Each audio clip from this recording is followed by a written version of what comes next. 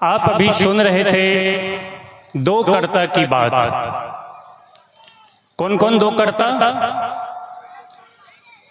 एक सृष्टिकर्ता ब्रह्मा जी, दूसरा संहारकर्ता भगवान शंभु। जब ब्रह्मा जी सृष्टि करने लगे, सृष्टि करने के दरमियान में उन्होंने अनेक जीव जंतुओं को बनाए। बनाते बनाते जब पशु की पारी आई, पशु बना रहे थे, तो ब्रह्मा जी से एक भूल हो गई, एक चूक हो गई।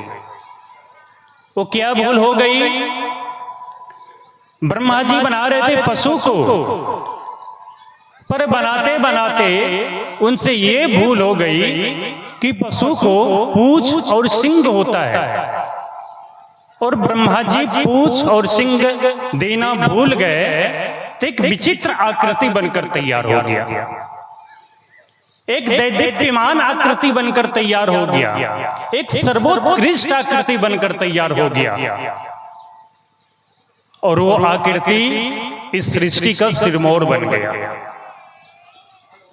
ब्रह्मा जी को लगा कितनी सुंदर आकृति बना, क्योंकि मेरे से भूल हो गई है, भूल से ही एक अच्छा काम हो गया, एक सुंदर आकृति बन गया, पर इसका नाम क्या दूं? सोचते विचारते उन्होंने ये सुंदर आकृति का नाम मनुष्य दिया। पर सज्जनों, एक बात तो जरूर है, अगर कोई अच्छी वस्तु होती है, कोई सुंदर वस्तु होता है, तो उसका रख रखाव अच्छे से करते हैं कि नहीं करते हैं? करते हैं ना। पैसा को जैसे तैसे फेंक देते हैं क्या? अच्छे से रखते हैं। और कोई सुंदर मकान बनाते ही है तो उसका अच्छे से रख रखाव रखते हैं ना, रखते हैं ना। तो उसी तरह ब्रह्मा जी को भी लगा कि मैंने इस सृष्टि में मनुष्य को बनाया है, ये सर्वोत्कृष्ट आकृति है, सबका सिरमौर है, पर इसका पतन ना हो जाए, इसका अधोगति नहीं हो जाए, इसके लिए क्या करना चाहिए? क्योंकि इस सृष्टि में जिसका जन्म हुआ है उसका मरना निश्चित है। भगवान श्री कृष्ण ने भी कहा, जातस्य हि ध्रुवोर मृत्यु ध्रुवो जन्म मृतस्य च।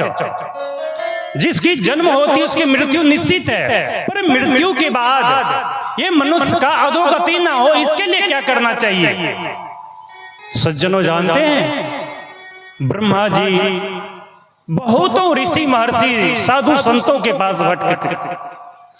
किसी ने योग को कहा, किसी ने ज्ञान को कहा, यानी कहते कहते समझ लिए भटकते भटकते बहुत बड़ा एक बंडल बन गया। सब कुछ न कुछ राय दे दिए, पर इससे शंका का समाधान नहीं हुआ, इससे मन संतुष्ट नहीं हुआ।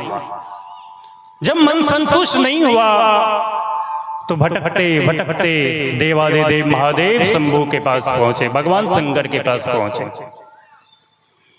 भगवान शंकर से गुहार लगाए, प्रभु मैंने इस सृष्टि में एक सुंदर मनुष्य को बनाया है, मुझे भय है, मुझे डर लगता है कि मनुष्य का विनाश ना हो जाए, इसकी अधोगति नहीं हो जाए, इसके लिए क्या करना चाहिए?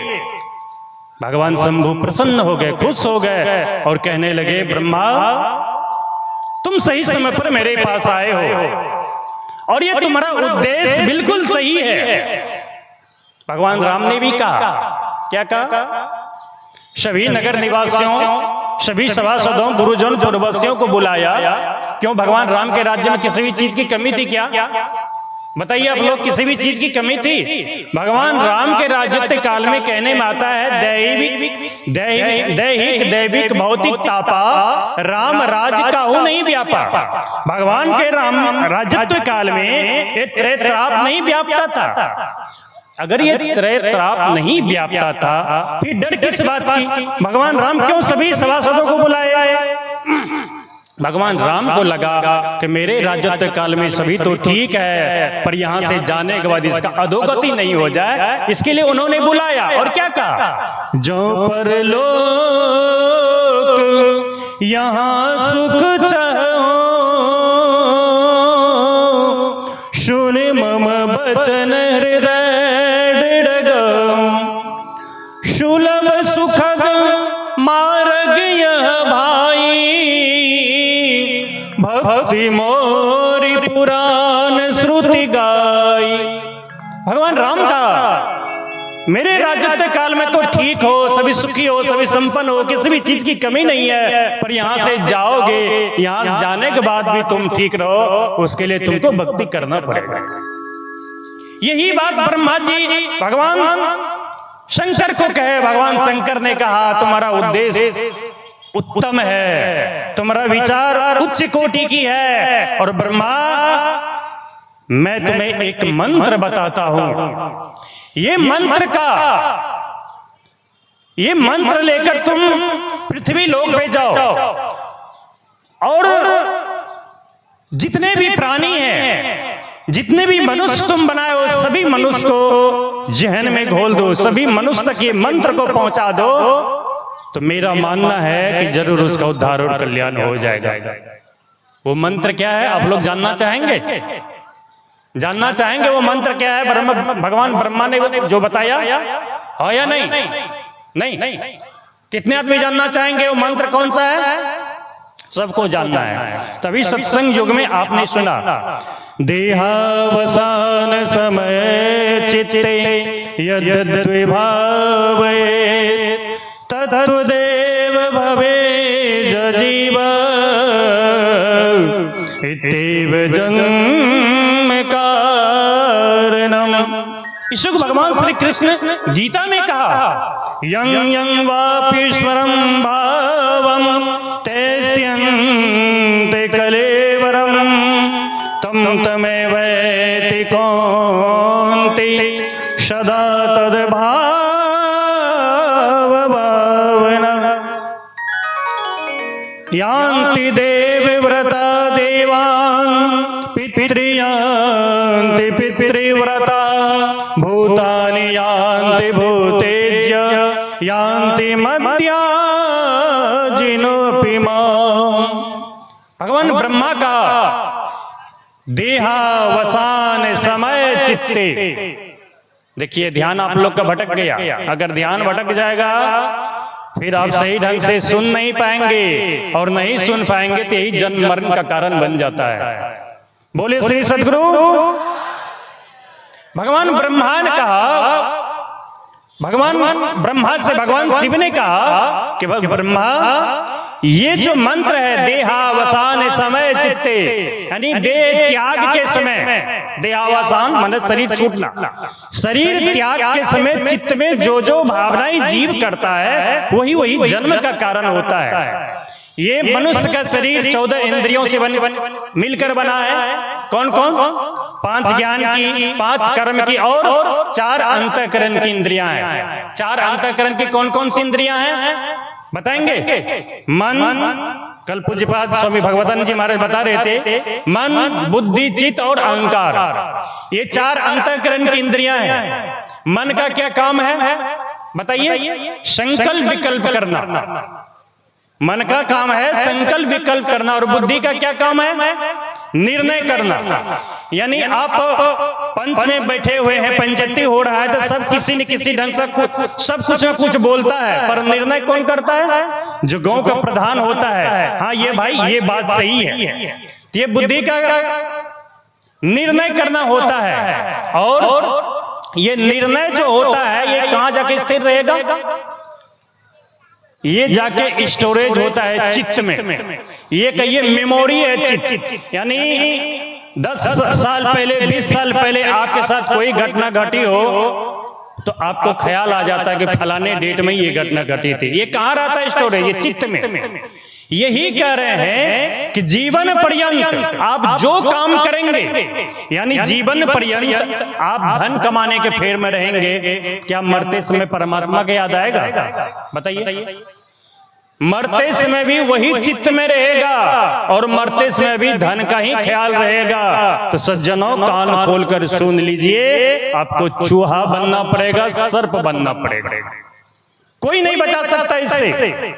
मरते समय आपकी वासना, आपकी भावना पति की पत्नी में, पत्नी की पति में रह गया तो निश्चित है आप कुत्ता या कुतिया बन के जन्म लेंगे। मरते समय आपकी वासना छोटे छोटे बच्चे मेरा आगे आकर मेरा बच्चा तो कुछ कर नहीं पाया, अभी पढ़ रहा है, अभी कॉलेज जा रहा है, मैं यहां से जा रहा हूं, इसका क्या होगा। अगर ये ख्याल करके मर गए, भगवान श्री कृष्ण ने कहा जाकी पुत्र में जिनकी वासना हो वो जानते हैं शुकर के जोनी में जाते हैं, यानी शुकर बनेंगे। और एक एक बार में शुकर शुक्री जानते हैं 10 to 15 बच्चा होता है, बस उसी में जीवन बर्बाद होते रहेगा, जन्म मरण के चक्कर काटते रहेंगे। आपकी वासना, आप घर में देवी देवता को पूजते हैं, आपकी वासना मरते समय देवी देवता में रह गया तो सज्जनों जानते हैं आप देवी देवता का ही शरीर पाएंगे। आपकी वासना भूत की उपासना करते हैं, भूत में रह गया तो आप जरूर निश्चित ही भूत बनेंगे। और आपकी वासना, भगवान श्री कृष्ण कहते हैं कि अगर जो मेरा उपासना करता है, जो मुझे भजता है, वो निश्चित ही मेरे पास आता है। और इसी में कहते हैं अंत काले च मामेव स्मरन् मुक्त्वा कलेवरम यह प्रयाति सा मद्भावम याति नास्त्रत संशय। हे अर्जुन, जो अंत समय में मेरा स्मरण करता है, मेरा ख्याल करता है, तो निश्चित ही मेरे धाम को प्राप्त करता है। तो आप लोग को क्या करना है, क्या करना है, हर वक्त परमात्मा का नाम जपना है। कौन सा नाम, तो सहजो बाई कही है, जाको गुरु में वासना सो पावे भगवान।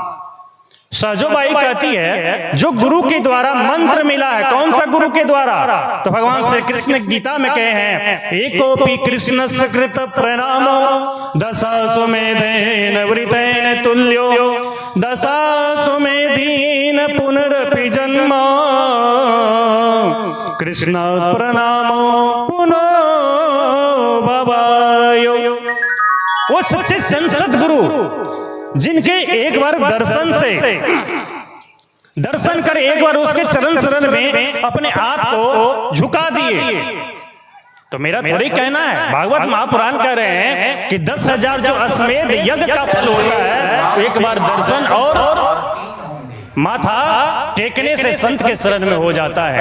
कहते इतना ही नहीं, 10 मेधीन पुनरपि जन्मो, वो सच्चे संत सदगुरु के द्वारा दर्शन कर, प्रणाम कर, अगर दीक्षा ग्रहण कर लिए, नाम दान ले लिए और उसके मुताबिक ठीक ठीक अभ्यास किए, कहते एक ना एक दिन ये जन्म मरण का जो चक्कर है ना, इससे छूट जाते हैं। और ये संसार में सबसे बड़ा दुख क्या है बताइए, प्रत्येक दिन पाठ करते हैं आवागमन सम दुख दो जा है नहीं जग में कोई, इसके निवारण के लिए क्या करना चाहिए, प्रभु भक्ति करनी चाहिए। अगर ये आवागमन से छूटना है तो सच्चे सदगुरु के चरण शरण में जाना ही पड़ेगा। वही सहजोबाई कहती है जाको गुरु में वासना सो पावे भगवान। जो मरते समय जिनकी वासना गुरु में हो गया, सच्चे संत सदगुरु में हो गया, तो जानते हैं वो ये वासना लेते लेते मर गए तो उसको परमात्मा की प्राप्ति होगी। ये मेरा नहीं कहना है।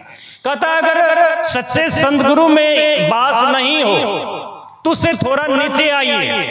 कहते साधु संत की वासना जाघट पूरी होई, मनुष्य जन्म सत्संग मिले भक्ति प्राप्त होई।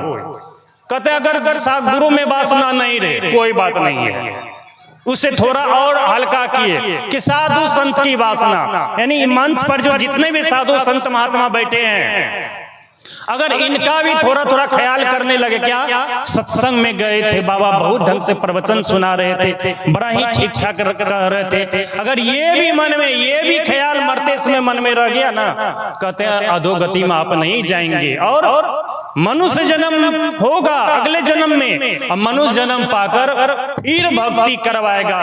क्योंकि जिसका जो ये सत्संग कर लिया है, साधु संतों के चरण शरण में जा गया है, वो और जोनी में नहीं रह सकता है। कहते ये भी ना हो, इतना भी ना हो पाए, कहते हैं सहजो हरि के नाम की रहे वासना वीर, 84 संकट कटे जन्म मरण की पीड़। कहते गुरु के द्वारा जो मंत्र बताया गया है, कौन सा मंत्र? जो कल भी पूज्यपाद सभी को बताए थे और आज भी बताएंगे।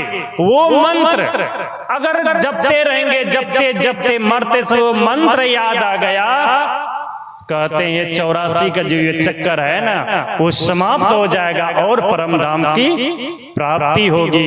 इसलिए आप लोग को क्या करना चाहिए? जितने भी सत्संगी हैं, जितने भी सत्संग में आते हैं, घर गृहस्थ में, सब घर गृहस्थ में ही है, क्या सब धन संपत्ति कमाना छोड़ देंगे? छोड़ देंगे। धन संपत्ति भी खूब कमाना है। ऐसा नहीं कि धन संपत्ति नहीं कमाएंगे फिर दिक्कत होगी, आपको ही दिक्कत होगी, फिर ध्यान सत्संग कर पाएंगे? नहीं। धन संपत्ति भी खूब कमाना है, पर रामकृष्ण परमहंस जी महाराज कहने की कृपा की क्या?